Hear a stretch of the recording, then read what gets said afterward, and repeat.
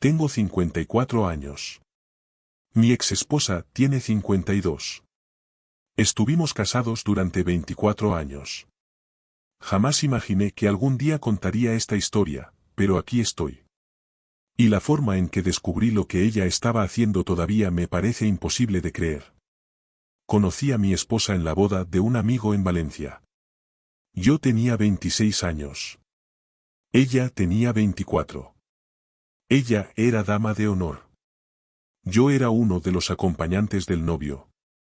Ella había viajado desde Alicante para aquella boda, porque una de sus mejores amigas de la universidad se casaba allí, y yo había ido desde Valencia porque el novio era amigo mío de la infancia.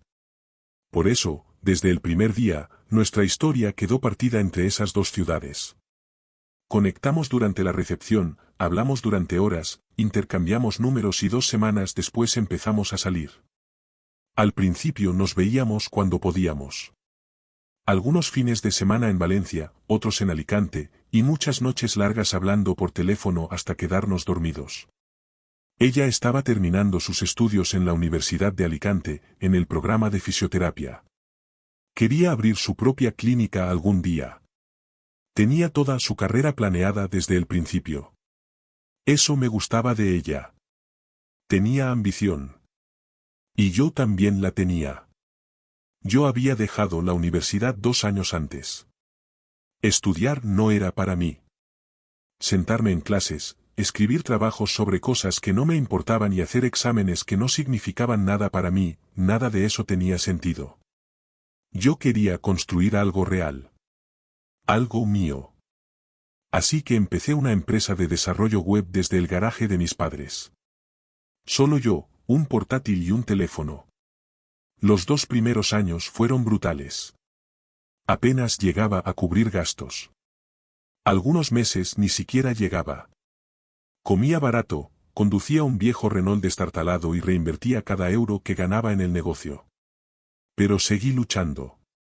Seguí llamando a clientes en frío. Seguí presentando propuestas. Seguí apareciendo, aunque nadie me esperara. Para el tercer año, por fin algo cambió. Conseguí algunos clientes más grandes. Primero negocios locales, después cuentas regionales. Contraté a mi primer programador, luego al segundo. Para el cuarto año, ya tenía una oficina de verdad. Nada elegante, pero era mía. No tenía ni idea de lo que me esperaba 2 décadas más tarde. Salimos durante 4 años antes de pedirle matrimonio. Yo tenía 30. Ella 28.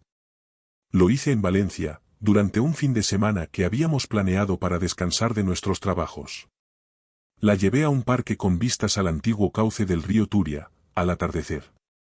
Ese lugar tenía sentido para nosotros, porque allí nos habíamos conocido, y aunque nuestra vida ya estaba empezando a girar más alrededor de Alicante, Valencia seguía siendo el lugar donde todo había empezado. Me arrodillé frente a ella. Dijo que sí antes de que yo terminara la frase. Nos casamos 6 meses después. Una ceremonia pequeña. Familia y amigos cercanos. Nada extravagante. Estábamos ahorrando para comprar una casa. Yo la ayudé a terminar su formación clínica avanzada en fisioterapia. Prácticas. Exámenes. Trámites. Cursos de especialización. Nunca llevé la cuenta de lo que gasté. Eso es lo que haces por alguien a quien amas. Al menos eso creía. Un año después de casarnos, compré una casa en San Juan de Alicante, cerca de la costa, porque ella quería estar cerca de su futura clínica y yo ya podía dirigir buena parte de mi empresa a distancia. El negocio iba lo bastante bien. Di una entrada del 20%.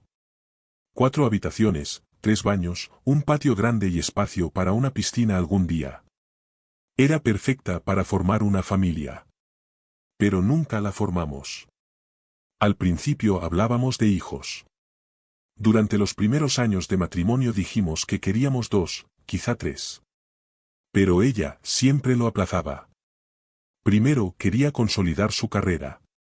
Luego abrió su clínica. Después dijo que necesitaba concentrarse en levantar el negocio. Cuando el negocio se estabilizó, empezó a decir que ya no estaba segura.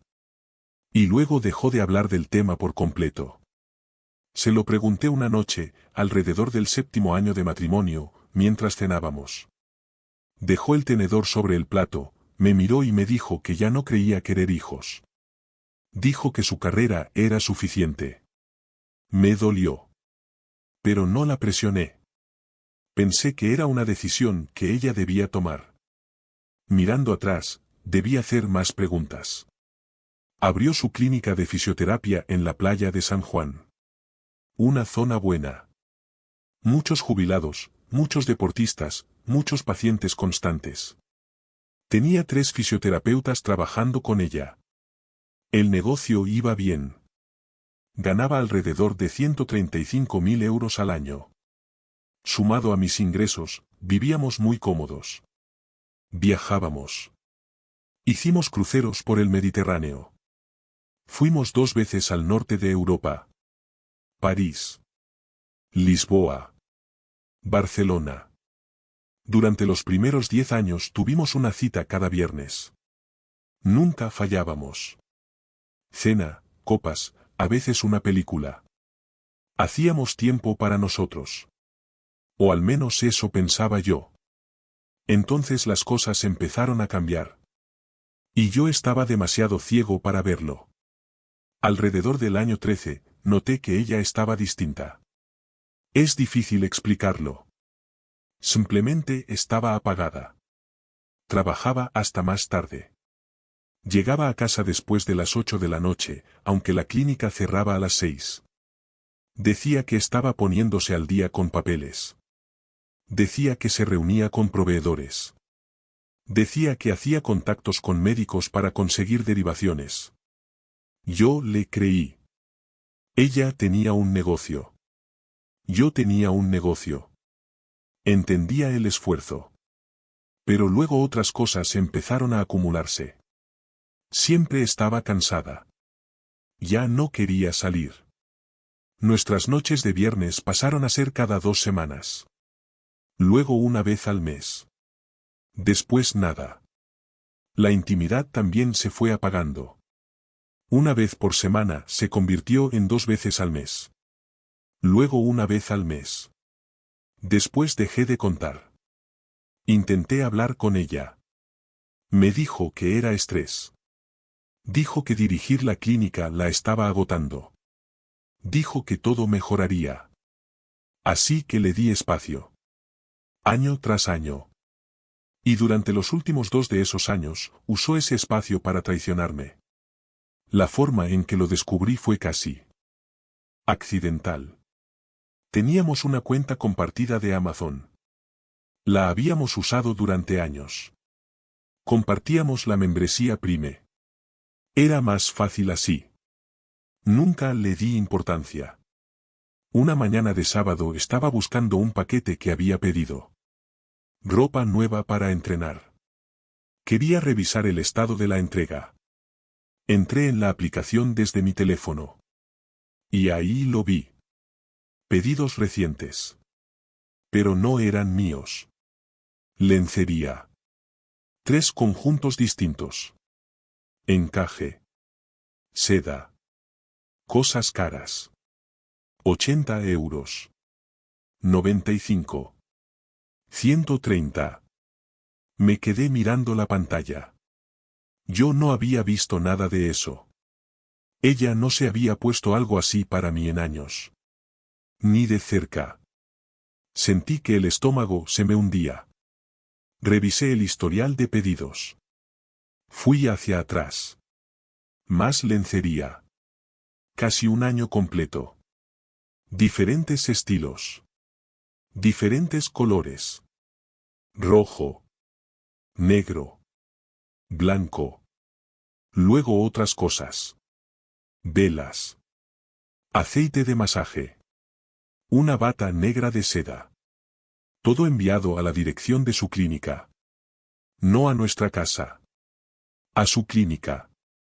Lo estaba recibiendo en el trabajo para que yo no lo viera.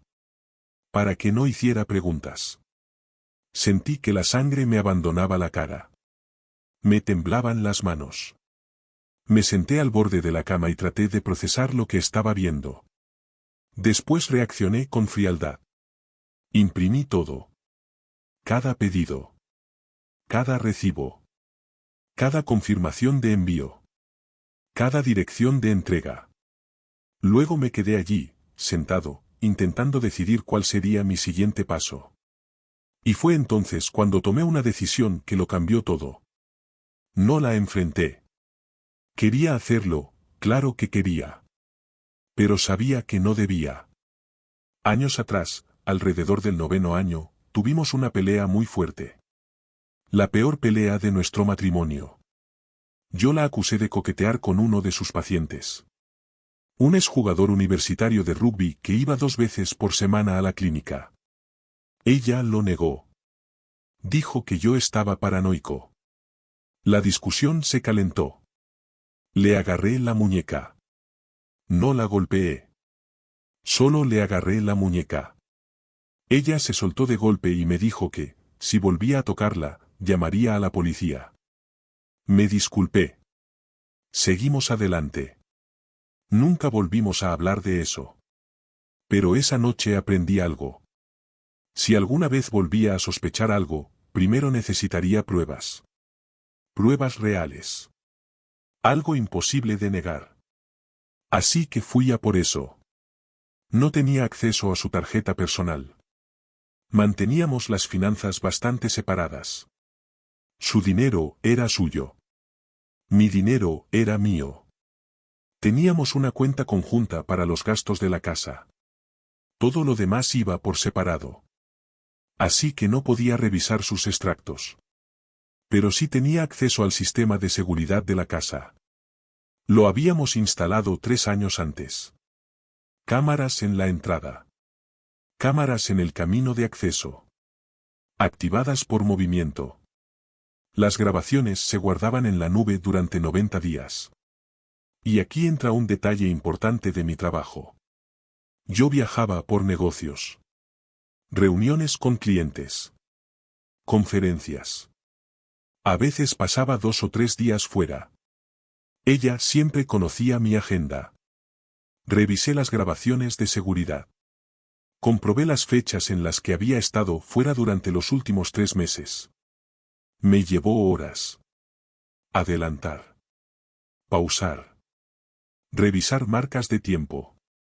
Y entonces lo encontré. 6 noches distintas. Todas noches en las que yo estaba fuera por trabajo. Un Lexus blanco entrando en nuestro camino de acceso alrededor de las 8 de la noche. Aparcaba dentro del garaje. Ella le abría la puerta. Él entraba directamente. Se quedaba durante horas. Se iba cerca de la medianoche o a la 1 de la madrugada. Ella pensó que estaba siendo inteligente. Solo lo hacía cuando yo estaba fuera. Solo lo dejaba aparcar en el garaje para que los vecinos no lo vieran.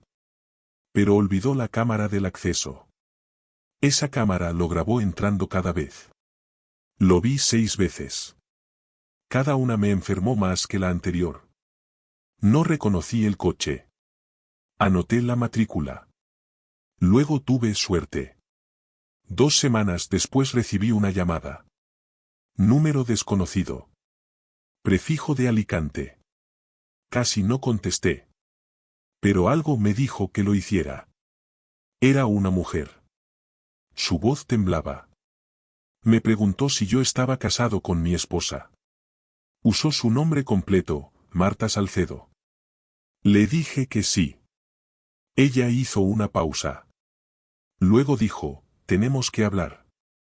Tu esposa se está acostando con mi marido. Se llamaba Beatriz. Me dijo que su esposo se llamaba Iván. Cirujano traumatólogo. Trabajaba en una consulta privada en Vistahermosa. Derivaba pacientes a la clínica de mi esposa. Reparaciones de ligamento cruzado. Lesiones de hombro. Prótesis de rodilla. Todos necesitaban fisioterapia después. La clínica de Marta recibía esas derivaciones. Así se conocieron. El negocio se convirtió en otra cosa. Beatriz e Iván llevaban 19 años casados. Tenían 3 hijos.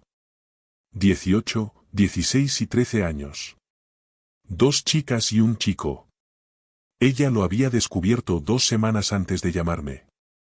Estaba haciendo la colada un sábado por la tarde. Revisaba los bolsillos antes de meter los pantalones en la lavadora. Algo que había hecho 1000 veces. Encontró un recibo en unos pantalones beige. Hotel y spa Costa Azul, junto a la playa. 320 euros por una noche entre semana. Ella no sabía nada de eso. Él no había mencionado ningún viaje. Ningún congreso. Ninguna reunión. Nada. Esa noche le preguntó. Al principio de manera casual. Él lo negó. Dijo que debía ser un error. Dijo que llamaría al banco. Ella dejó que hablara. Luego sacó el recibo. Le mostró la fecha. Le mostró el cargo de la habitación. Le mostró el cargo del restaurante del bar del hotel. 2 platos principales. 2 copas de vino. Él se derrumbó. Lo admitió todo. Dijo el nombre de mi esposa. Dijo que llevaba más de 2 años. Dijo que lo sentía. Dijo que no significaba nada. Dijo que quería arreglarlo. Beatriz le dijo que saliera de la casa esa misma noche. Después buscó a Marta. Encontró la página web de la clínica. Encontró su perfil profesional. Encontró fotos donde aparecía etiquetada en eventos de asociaciones empresariales locales. Luego buscó registros de propiedad en la provincia. Encontró nuestra dirección. Me encontró a mí. Llamó a mi oficina. Consiguió mi número de móvil a través de mi asistente. Me dijo que no pensaba dejar que Iván se fuera limpio. Ya había hablado con una abogada de divorcios. Ya había empezado a mover dinero. Ya había hecho copias de todos los documentos financieros. Me preguntó si quería coordinarme con ella. Presentar la demanda al mismo tiempo. Que les llegaran las notificaciones el mismo día, casi a la misma hora, para que ninguno de los dos pudiera avisar al otro. Le dije que necesitaba unos días. Pero en realidad ya sabía lo que iba a hacer. Esa noche no estaba en casa cuando Marta volvió. Yo estaba en un bar deportivo al otro lado de la ciudad, bebiendo solo y tratando de procesarlo todo. Me llamó alrededor de las 9. Preguntó dónde estaba. Le dije que estaba reunido con un cliente y que se me había hecho tarde. Me creyó. Dijo que ella también estaba cansada y que se acostaría temprano. Me quedé en ese bar hasta la medianoche. Luego conduje hasta casa. Ella estaba dormida. Me tumbé a su lado durante horas, mirando el techo. 24 años. Todo lo que había construido. Todo lo que había creído. Una mentira. A la mañana siguiente llamé a un abogado de divorcios. Uno de los mejores de la zona. 500 euros la hora. Valía cada céntimo. Fui a verlo esa misma tarde. Le conté todo. Le enseñé los pedidos de Amazon. Le enseñé las grabaciones de seguridad. Le hablé de Beatriz. Él escuchó. Tomó notas. Luego me dio la parte más fría de la realidad. Me explicó que, en España, una infidelidad podía destruir un matrimonio, pero no garantizaba por sí sola que yo fuera a quedarme con más bienes, ni que ella fuera a perder derechos automáticamente. Había que mirar el régimen económico del matrimonio, lo que estaba a nombre de cada uno, lo que se había comprado durante los años juntos y cómo se podía negociar la liquidación. La traición podía dolerme, podía humillarme, podía romperlo todo, pero legalmente no bastaba con decir, me engañó, y esperar que el juez le quitara lo suyo. Podía tener 100 fotos. 1000 recibos. En términos estrictos, aquello no lo decidía todo. Me enfurecí. Pero el abogado dijo que las pruebas sí podían ayudar. No necesariamente para castigarla en un juzgado, sino para negociar. Podían empujarla a llegar a un acuerdo rápido. Nadie quiere que su aventura quede expuesta. Nadie quiere explicar grabaciones de seguridad a su familia. Nadie quiere que empleados, pacientes o conocidos empiecen a hablar. Solo la vergüenza podía hacerla firmar antes de que todo se volviera más feo. Me preguntó por nuestros bienes. Le hablé de mi empresa. La había iniciado antes del matrimonio. Eso ayudaba.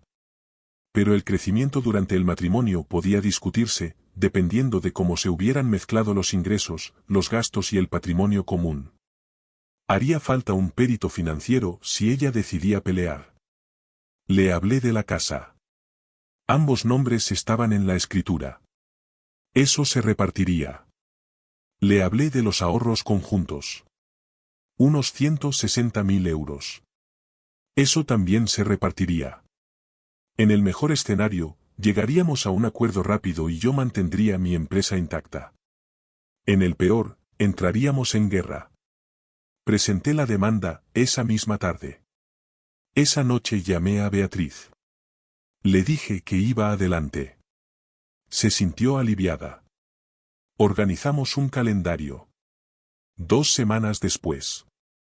Ambos recibirían las notificaciones el mismo día. Casi a la misma hora. Su abogada coordinó con mi abogado. Elegimos un jueves. Los dos estarían en el trabajo.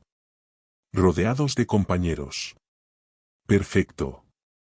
Esas 2 semanas fueron brutales. Tuve que mirar a mi esposa cada día, sabiendo lo que estaba haciendo. Sabiendo con quién se veía. Sabiendo que cada palabra era una mentira. Tuve que cenar con ella. Tuve que dormir a su lado. Fingir que todo estaba bien. Pero mantuve la compostura. No fallé ni una vez. Ella no tenía ni idea de lo que se acercaba. Llegó el día. Jueves. Salió hacia la clínica a las 7:30 de la mañana. Le dije que tuviera un buen día. Luego esperé. A las 11 en punto, un notificador judicial entró en su clínica. La encontró en su despacho, entre paciente y paciente. Dijo su nombre. Le entregó los papeles allí mismo, delante de parte de su equipo. A las 11:15, otro notificador llegó a la consulta quirúrgica de Iván. Lo encontró en su oficina. Le entregó sus papeles. 15 minutos de diferencia. Sin tiempo para avisarse. Sin tiempo para reaccionar. Mi teléfono sonó a las 11:22. Su nombre apareció en la pantalla. Lo dejé sonar 3 veces. Luego contesté. Estaba histérica. Preguntaba qué estaba pasando. Preguntaba por qué le hacía eso. Preguntaba si era algún tipo de error. Yo mantuve la calma. Le dije que viniera a casa. Le dije que hablaríamos allí. Luego colgué. Entró por la puerta al mediodía. Todavía llevaba la ropa de trabajo. Pijama sanitario negro. El pelo recogido. Los ojos hinchados. La cara roja y manchada por el llanto. Había llorado durante todo el camino. Al principio no dijo nada. Se quedó de pie en el salón, mirándome. Yo estaba sentado en el sillón. La carpeta estaba sobre la mesa de centro, entre los dos. Ella no se sentó. Solo permaneció ahí, con las manos temblando. Entonces hizo una sola pregunta. ¿Cómo te enteraste? No dijo, lo siento. No dijo, déjame explicarte. No dijo, no es lo que parece. Solo dijo, ¿cómo te enteraste? Y eso me dijo todo lo que necesitaba saber. No respondí a su pregunta. Saqué la carpeta. La puse sobre la mesa. La abrí. Le mostré los recibos de Amazon. La lencería. Las velas. La bata. Todo enviado a su clínica. Su rostro se endureció. Luego le mostré capturas de las grabaciones de seguridad. El Lexus blanco. Entrando en nuestro garaje. Cada fecha en que yo estaba fuera de la ciudad. 6 noches distintas. Todo documentado. Se puso pálida. Se sentó en el sofá. Se cubrió la cara con las manos. No dijo nada durante mucho rato. Luego habló. No me culpó. No inventó excusas. Dijo que era infeliz. Que lo había sido durante años. Dijo que nos habíamos convertido en compañeros de piso. Dijo que la pasión se había acabado. Dijo que Iván la hacía sentir algo que no sentía desde hacía mucho tiempo. Dijo que lo sentía. Dijo que nunca quiso que llegara tan lejos. Yo escuché. La dejé terminar. Luego me levanté. Le dije que preparara una bolsa. Le dije que esa misma noche debía irse. Me preguntó a dónde se suponía que iba a ir. Le dije que eso ya no era problema mío. Preparó una bolsa. Llamó a su hermana. Se fue antes de las 6 de la tarde. El divorcio quedó cerrado 4 meses después. No peleó demasiado. No quería que las grabaciones salieran a la luz. No quería que su equipo supiera los detalles. No quería que sus pacientes se enteraran. Así que aceptó el acuerdo. Se llevó la mitad de los ahorros. 80.000 euros. Vendimos la casa. Repartimos el dinero. Ella conservó su clínica. Yo conservé mi empresa. Una ruptura limpia. O eso creí. Por Beatriz me enteré de que mi ex se mudó con Iván unos 2 meses después. Él dejó a su familia por ella. Iban a empezar su nueva vida juntos. Por fin juntos. Sin esconderse. Sin hoteles. Sin mentiras. Aquello duró 5 meses. El divorcio de Iván fue brutal. Beatriz tenía una abogada feroz. La mejor especialista en derecho de familia de la zona. Llegó preparada. Tenía extractos bancarios. Registros de tarjetas. Recibos de hoteles. Historial de llamadas. Lo tenía todo. Se quedó con la casa dentro del acuerdo, porque parte del patrimonio estaba a su nombre, porque ella tenía la custodia principal de los hijos menores y porque su abogada consiguió que aquel hogar quedara protegido para los niños mientras seguían dependiendo económicamente de ella. 4 habitaciones. Garaje para 3 coches. Piscina. Parcela grande en el Campello. Pagada por completo. Valía cerca de 900.000 euros. Consiguió una pensión compensatoria de 4.000 euros al mes durante 7 años. Más de 330.000 euros en total. Iván también debía pagar más de 3.000 euros al mes por alimentos y gastos de sus hijos. 3 hijos. 18, 16 y 13 años. La mayor ya estaba cerca de salir de esa etapa, pero seguía estudiando y dependiendo económicamente, y con los 2 menores todavía tenía obligación durante varios años más. Más de 7.000 euros salían de su cuenta cada mes. Cada maldito mes.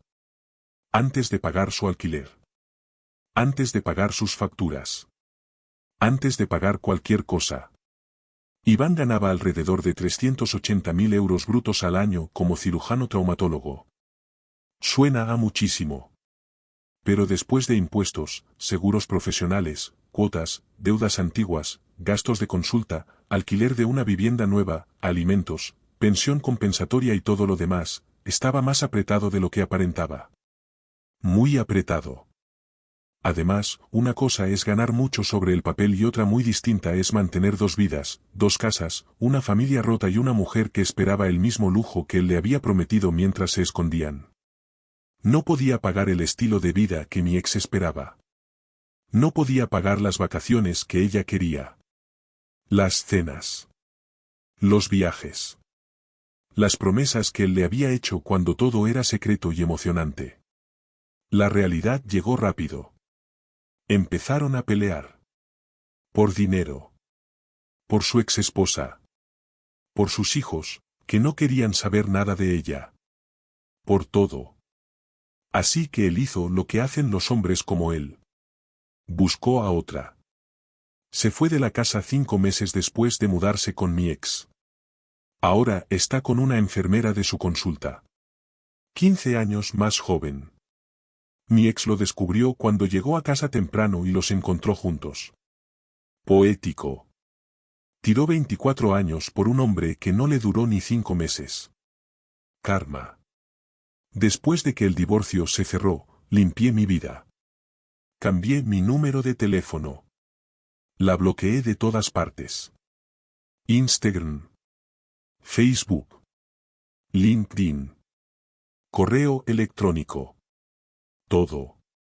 Borré cada foto de nosotros. Cada viaje. Cada aniversario. 24 años de recuerdos. Hace unas 6 semanas apareció en mi gimnasio. Entreno en un lugar pequeño en la zona de la Albufereta. No es una cadena. Es un gimnasio local, con buen equipo y poca gente. Voy cada mañana a las 6. La misma hora todos los días. Ahora forma parte de mi rutina. De alguna manera debió averiguar mi horario. Tal vez pasó en coche varias veces. Tal vez preguntó a alguien. Tal vez simplemente recordó que durante años yo siempre fui un hombre de rutinas, de levantarme temprano, entrenar y empezar el día antes que todos. No lo sé. Pero estaba allí. Esperando en el aparcamiento. Apoyada contra su coche. Un coche distinto. Ya no era el BMW que conducía antes. Era algo más pequeño. Más barato. Ella también se veía distinta. Más delgada.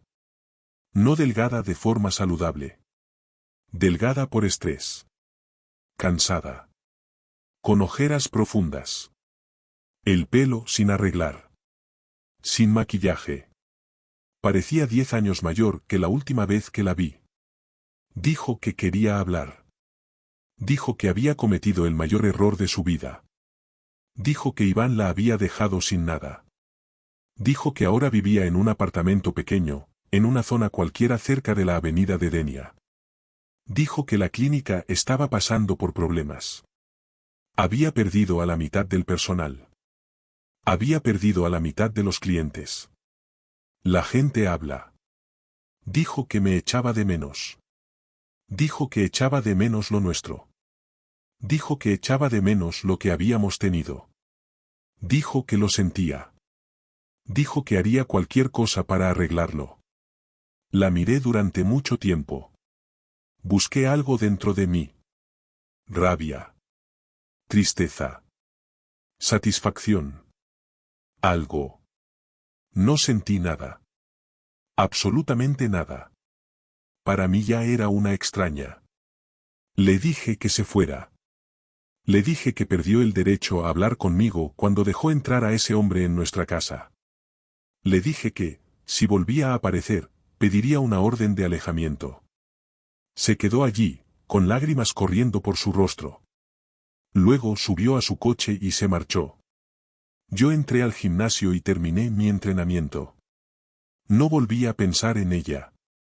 Y así estoy ahora. 54 años. Soltero. Reconstruyéndome. Vendí la casa hace meses. Compré un apartamento en el centro de Alicante. 2 habitaciones. Vista a la ciudad. Todo lo que necesito. Entreno 6 días a la semana. He perdido casi 14 kilos. Como mejor. Duermo mejor de lo que he dormido en años. Mi empresa está creciendo. Acabo de conseguir el cliente más grande de mi carrera. Viajé a Costa Rica el mes pasado. El próximo mes voy a Portugal. Estoy viviendo para mí por primera vez en 24 años. Si estás pasando por algo parecido, no estás solo. Ve día a día. No confrontes sin pruebas. No dejes que las emociones tomen tus decisiones. Consigue tus evidencias. Consigue un buen abogado. Y luego actúa con cabeza fría. ¿Y mi ex esposa? Ella engañó. Destruyó lo que teníamos. Intentó volver cuando todo le salió mal. Y al final terminó conociendo a su propio reemplazo. Es curioso cómo terminan algunas historias.